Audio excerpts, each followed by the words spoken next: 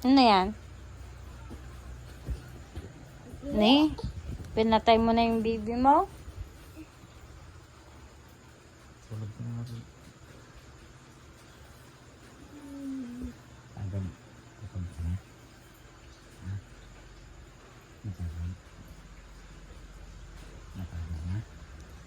Nabanugan. Ha? Clip na.